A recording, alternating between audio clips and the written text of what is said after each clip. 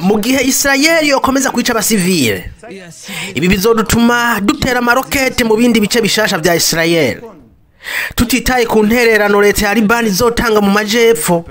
Twemereye abanyaribani ko amazu yose yasambuwe tuzoyasanura twese turi kumwe. Ibi tubibijeje nk'uko twanabikoze muri kahise. Tuzosandura amazu yacu maze tuyagire meza kurusha uko yarari ubwa mbere. Ibi byashikirijwe n'umuyobozi wa Hezbollah Hassan Nasrallah imbere yuko yicigwa mu bitero yagabweho n'ingabo za Israel.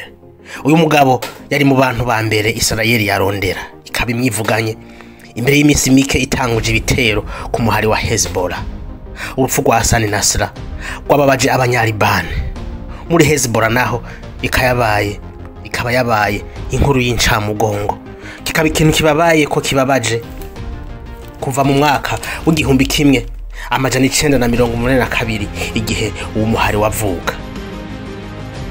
Mu misi heze twababwiye ingene Mossad yinjiye mu tumwa two guhanahana amakuru bipera twakoreshwa n'aba Hezbollah, maze ututuma turabaturikana umuntu wese yaba dufise haba mu ntoke canke mu mufuko. Ubu naho Israel ikaba ihitanye umuyobozi wa Hezbollah.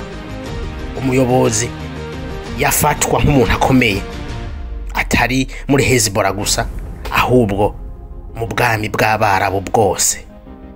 Ibi vyerekana rero ko Israel yari ifise plan iteguye neza, ikaba irikiragerageza kwishira mu bikorwa. Umukuru w'igihugu ca Leta Zunze Ubumwe za Amerika Joe Biden yashimishijwe n'urupfu rwa Hassan Nasrallah. Yavuze ati byabaye vyiza kwica uwo mukuru wa Hezbollah kuko yagize uruhare rukomeye mw'iyicwa ry'abanyamerika, abanya-Israeli eka n'abasivile b'inzirakarengane b'abanyaribani.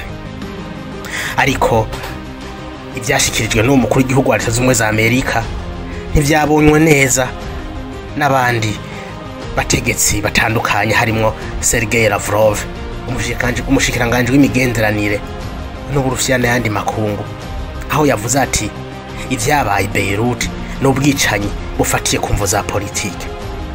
Ati kandi narumvise ko Biden avuga ko kwica Hassan Nasrallah yabaye decision nziza. Ati rero twebwe siko tubibona. Prince Faisal bin Farhan Al Saud ubu akaba ari ministre w'imigenderanire ya Arabia Saudite n'ayandi makungu, nawe ntiyashimishijwe n'iyicwa rya Hassan Nasrallah. Yavuze ati ibi vyabaye nta ciza na kimwe bizozana, ati ahubwo bishobora guteza ikibazo gikomeye mu karere kose.